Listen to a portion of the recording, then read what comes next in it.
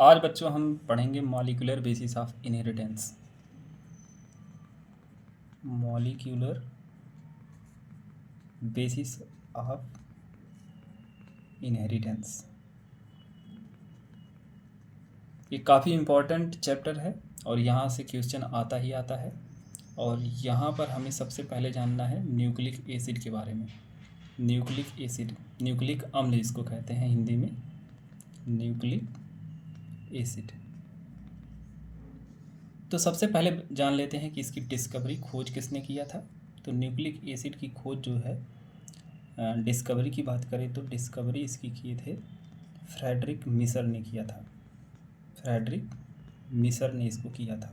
Nucleus of पस cell, केंद्रिका, पस cell की केंद्रिका के अंदर इन्होंने खोज किया था। ये सब आपको जानने की ज़रूरत नहीं है, बस फ्रेडरिक मिसर ने किया था।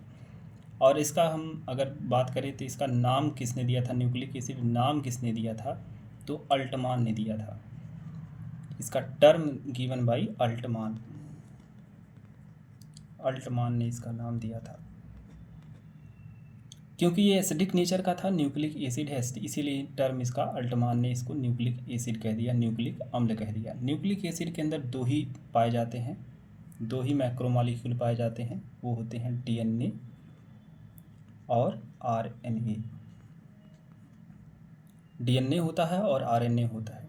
डीएनए और आरएनए हमारी सेल के अंदर पाए जाते हैं, बैक्टीरिया के अंदर भी पाया जा सकता है और प्लांट के अंदर भी पाया जा सकता है, साथ में एनिमल के अंदर भी पाया जा सकता है। तो ये पाए ही जाते हैं। वायरस के अंदर भी पाया जा सकता है। तो हमें ये जानना है कि डीएनए और आरएनए का स्ट्रक्चर क्या होता है। आज हम बहुत बेसिक समझेंगे डीएनए और आरएनए का स्ट्रक्चर क्या होता है। यहीं पर बच्चों को काफ़ी तकलीफ होती है। तो सबसे पहले हमें जानना है कि न्यूक्लिक एसिड, डीएनए और आरएनए का स्ट्रक्चर क्या होता है। तो न्यूक्लिक एसिड जो होता है, अगर कोई पूछे एक लाइन में हमको उत्तर अगर देना है तो बस एक लाइन में ये बोल देना है कि ये पॉलीमर ऑफ न्यूक्लियोटाइड होता है। पॉलीमर ऑफ न्यूक्लियोटाइड होता है। पॉलीमर का मतलब होता है, अब यहाँ एक टर्म आ रहा है पॉलीमर, पॉलीमर का हिंदी मतलब होता है बहुलक। जैसे न्यूक्लियोटाइड, ये किसका बहुलक है, तो न्यूक्लियोटाइड का बहुलक है। तो न्यूक्लियोटाइड मान लेते हैं एक यूनिट है, एक ऐसी कोई मान लेते हैं ये एक यूनिट है, ये न्यूक्लियोटाइड है। इसके साथ जब कोई एक और न्यूक्लियोटाइड आकर जुड़ जाता है और फिर एक और जुड़ जाए, एक से मतलब दो से ज़्यादा जुड़ जाए, कई आपस में ऐसे जुड़ते जाते हैं और एक चेन का फॉर्मेशन होता जाता है, एक श्रृंखला बनती जाती है, तो इसी को बहुलक कहा जाता है। तो ये किसका बहुलक होता है, न्यूक्लियोटाइड का बहुलक होता है, पॉलीमर ऑफ न्यूक्लियोटाइड होता है। बस इतना ही आपको बोलना है। दो न्यूक्लियोटाइड आपस में जुड़ जाते हैं, इस तरह से बहुलक बनता चला जाता है। कई न्यूक्लियोटाइड ऐसे आपस में जुड़ते जाएंगे और बहुलक बनता चला जाएगा। अब हमें जानना है कि न्यूक्लियोटाइड क्या होता है। जो न्यूक्लियोटाइड होता है वो तीन चीज़ों से मिलकर बनता है। एक होता है नाइट्रोजनस बेस होता है, नाइट्रोजनस बेस होता है, और एक होता है पेंटोज शुगर होता है, पेंटोज शुगर होता है, और एक होता है फास्फेट ग्रुप होता है, फास्फेट ग्रुप होता है। ये तीन ही चीज़ों से मिलकर बनता है। Nucleotide nitrogenous base, pentose sugar और फास्फेट ग्रुप से मिलकर बनता है। पेंटोज क्यों कहा गया, क्योंकि ये 5 कार्बन की शुगर होती है, इसी वजह से इसको पेंटोज शुगर कहते हैं। या डीएनए हो या आरएनए हो, दोनों के अंदर ही पेंटोज शुगर पाई जाती है। लेकिन डीएनए के अंदर जो शुगर पाई जाती है थोड़ा सा अलग होता है, जो चेंजेज होता है हम उसको बताएंगे, और उसी की वजह से डीएनए की स्टेबिलिटी वगैरह निर्धारित की जाती है। तो पेंटोज शुगर जो होती है 5 कार्बन की होती है, चाहे डीएनए हो या आरएनए हो, लेकिन इसके अंदर डीएनए के अंदर कुछ चेंज होता है, वो हम बताएंगे। अब नाइट्रोजनस बेस की बात करें तो नाइट्रोजनस बेस को 2 समूह में बांटा गया है। अगर हम 2 बड़े बड़े समूहों में बांटा गया है, 2 बड़े बड़े समूह कौन से होते हैं, तो ये होता है, एक होता है पायरिमिडीन होता है, पायरिमिडीन होता है, और एक होता है प्यूरीन। अभी हम बेसिक समझ रहे हैं तो इसलिए हम इसके स्ट्रक्चर वगैरह पे नहीं जाएंगे, लेकिन आपको एक बात जान लेना है, एक बात जान लेना है कि जो पायरिमिडीन होता है वो एक ही रिंग पाई जाती है, केवल सिंगल रिंग स्ट्रक्चर होता है इसके अंदर, सिंगल रिंग का स्ट्रक्चर होता है, सिंगल रिंग स्ट्रक्चर होता है जिसको पायरिमिडीन रिंग कहते हैं। बाद में इसको हम समझेंगे, लेकिन अभी इसको जानने की ज़रूरत नहीं। बस आप आज एक ही बात जान लीजिए कि यहाँ पर एक ही रिंग होती है जिसको पायरिमिडीन रिंग कहते हैं, पायरिमिडीन रिंग कहते हैं। और यहाँ पर दो रिंग होती है, यहाँ तो पायरिमिडीन होती ही है, टू रिंग्स यहाँ पाई जाती हैं, टू रिंग्स पाई जाती हैं। एक यहाँ तो एक पायरिमिडीन रिंग होती ही है, साथ में इमेडिजोल रिंग होती है, पायरिमिडीन रिंग होती है, साथ में इमेडिजोल रिंग होती है।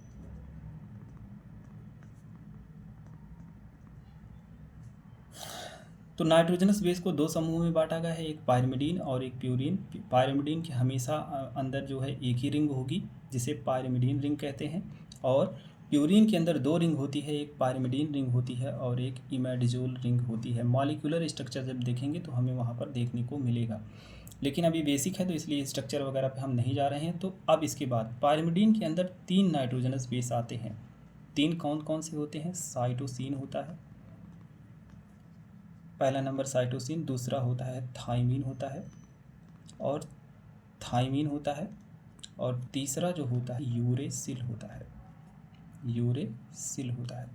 और यहाँ पर एडेनिन और ग्वानिन पाए जाते हैं, एडेनिन और ग्वानिन होता है। ये आपको याद रखना पड़ेगा। प्यूरीन के अंदर कौन कौन से नाइट्रोजनस बेस होते हैं? एडेनिन होता है, ग्वानिन होता है। पायरिमिडीन के अंदर कौन कौन सा होता है? साइटोसिन होता है, थाइमीन होता है और यूरेसिल होता है। इतनी बात आपको पता होनी चाहिए। नाइट्रोजनस बेस के बारे में पता होना चाहिए। नाइट्रोजनस बेस दो ही तरीके के होते हैं, या तो पायरिमिडीन होता है या तो प्यूरीन होता है। अगर तुमसे अलग से कोई पूछे कि पायरिमिडीन के अंदर कौन कौन से नाइट्रोजनस बेस आते हैं, तो साइटोसिन आता है, थाइमीन आता है, यूरेसिल आता है। और प्यूरीन के अंदर कौन से नाइट्रोजनस बेस आते हैं? एडेनिन और ग्वानिन आता है।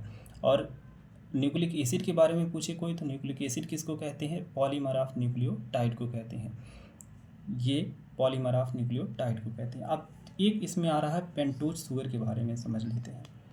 जो पेंटोज शुगर होता है, पेंटोज शुगर जो होता है, पेंटोज शुगर जो होता है, पेंटोज, हाँ, तो पेंटोज जो शुगर होता है, अब हम समझेंगे। पेंटोज शुगर मैंने पहले ही बताया, ये 5 कार्बन की शुगर होती है, 5 कार्बन की शुगर होती है। लेकिन मैंने पहले ही बताया कि डीएनए के अंदर थोड़ा कुछ अलग चेंज होता है, इसी शुगर के अंदर कुछ चेंजेस पाए जाते हैं, और आरएनए के अंदर कुछ हल्का सा चेंजेस होता है। वो हम चेंज देख लेते हैं क्या क्या होता है।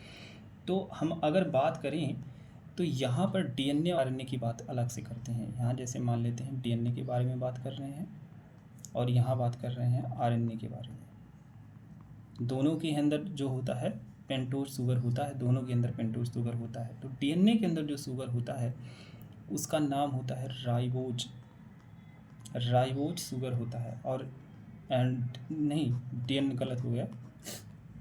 डीएनए के अंदर जो शुगर होता है वहाँ डीऑक्सी राइबोज शुगर होता है। अभी हम समझेंगे क्यों होता है, ये सब बताएंगे। डीऑक्सी राइबोज शुगर होता है, और यहाँ पर राइबोज शुगर होता है। जैसा कि मैंने पहले कहा कि चाहे डीएनए हो आरएनए हो, दोनों के अंदर पेंटोज शुगर होता है, 5 कार्बन शुगर होता है। लेकिन यहाँ नाम अलग से कैसे आ गया? डीऑक्सी राइबोज शुगर कह रहे हैं, राइबोज शुगर कर रहे हैं। इसको जो है स्पेसिफाइड किया जा रहा है इसलिए क्योंकि डीएनए के अंदर जो होता है सेकंड कार्बन, अब का हम स्ट्रक्चर पहले देख लेते हैं, स्ट्रक्चर क्या होता है। राइबोज शुगर की जो है डीएनए के अंदर स्ट्रक्चर क्या होती है? 5 कार्बन की शुगर होती है, और यहाँ पर इस तरह से 5 कार्बन की शुगर होती है। यहाँ पर OH H H H H OH, और यहाँ पर H CH2OH। अब यहाँ पर इसका भी स्ट्रक्चर बना लेते हैं। यहाँ पर OH होगा, यहाँ पर H होगा, और यहाँ पर H होगा, यहाँ पर OH होगा, यहाँ पर H होगा, यहाँ पर OH H CH2OH होगा। अब यहाँ पर मैंने कहा कि डीएनए के अंदर या आरएनए के अंदर जो पेंटोज शुगर होता है, लेकिन डीएनए के अंदर डीऑक्सीराइबोज शुगर होता है। चाहे डीऑक्सीराइबोज शुगर की बात की जाए, चाहे राइबोज शुगर की बात की जाए, दोनों ही शुगर पेंटोज शुगर हैं, लेकिन नाम अलग अलग क्यों दिया जा रहा है? क्यों यहाँ पर जो डीएनए के अंदर जो है कार्बन पर ये नंबर 1 कार्बन है, ये 2 नंबर का कार्बन है, थर्ड ये 4 है और ये 5 है। यहाँ पर ऑक्सीजन होता है अवेलेबल नहीं होता है। सेकंड कार्बन पर जो देखिए आप, यहाँ पर ऑक्सीजन अवेलेबल नहीं है, जबकि यहाँ पर सेकंड कार्बन पर आरएनए की जो शुगर है वहाँ पर ऑक्सीजन अवेलेबल है। तो ऑक्सीजन यहाँ पर अवेलेबल है, इस वजह से इसका नाम जो है राइबोज शुगर है। और डीऑक्सी टर्म इसलिए यहाँ दिया गया है कि ऑक्सीजन यहाँ से निकल गया है, इसी वजह से डीऑक्सी, जैसे डीकार्बोक्सिलेशन आप पढ़ते हैं कि कार्बन डाइऑक्साइड का निकल जाना, उसी तरह से यहाँ से ऑक्सीजन निकल गया है, इस वजह से इसका नाम डीऑक्सी राइबोज शुगर है और इसका नाम है राइबोज शुगर। इसी वजह से इसको अलग अलग नाम दिया गया है, लेकिन दोनों ही, चाहे डीऑक्सीराइबोज शुगर है चाहे राइबोज शुगर है, दोनों ही पेंटोज शुगर है, 5 कार्बन की शुगर है। यहाँ पर हमें बिल्कुल ही कंफ्यूज होना नहीं है। अब क्या होता है, थोड़ा हम समझ लेते हैं कि ऑक्सीजन की वजह से जो ऑक्सीजन होता है, हम जानते हैं कि ये होती है बहुत ही क्रियाशील धातु होती है, मतलब क्रियाशील एलिमेंट होता है। अब इसकी वजह जो होती है ज़्यादा होता है। आरएनए ये क्या होता है, हम अगर बात करें तो ये क्रियाशील होता है, ये करें कि ये मोस्ट रिएक्टिव होता है, ये रिएक्टिव होता है, मोस्ट रिएक्टिव नहीं सही रहेगा, रिएक्टिव होता है। इसकी वजह से आरएनए की स्टेबिलिटी, जो क्रियाशील ज़्यादा होगा वो जल्दी से रिएक्शन करेगा, तो उसकी स्टेबिलिटी यानी कि वो अस्थाई नहीं रहेगा, उसकी स्टेबिलिटी कम हो जाती है। तो एक बहुत अच्छा क्वेश्चन आ जाता है वहीं पर, यहाँ देखिए, यहाँ पर ऑक्सीजन अवेलेबल नहीं है तो ये क्रियाशील नहीं होगा, तो इसकी स्टेबिलिटी जो होती है वो ज़्यादा होती है।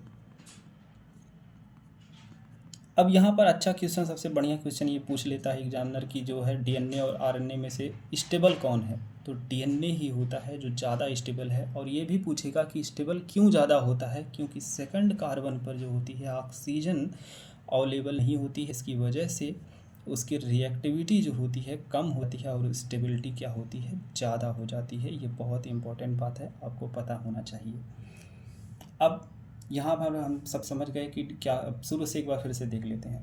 न्यूक्लिक एसिड टर्म जो होता है, न्यूक्लिक एसिड टर्म जो होता है, न्यूक्लिक जो टर्म होता है वो गिवन बाई किसने दिया है, तो अल्टमान ने दिया है, अल्टमान ने दिया है। डिस्कवरी किसने किया है, फ्रेडरिक मिसर ने किया है। न्यूक्लिक एसिड दो ही तरीके के होते हैं, डीएनए होते हैं, आरएनए होते हैं। न्यूक्लिक एसिड क्या होता है, पॉलीमर ऑफ न्यूक्लियोटाइड होता है। जब कई न्यूक्लियोटाइड आपस में जुड़ जाते हैं, एक चेन बना लेते हैं, तो उसको न्यूक्लियोटाइड कहते हैं। आपने देखा भी होगा वीडियो में डीएनए जो है लंबा स्ट्रक्चर दिखता है, तो उसी तरह से न्यूक्लियोटाइड के पॉलीमर से न्यूक्लियो एसिड बन जाता है।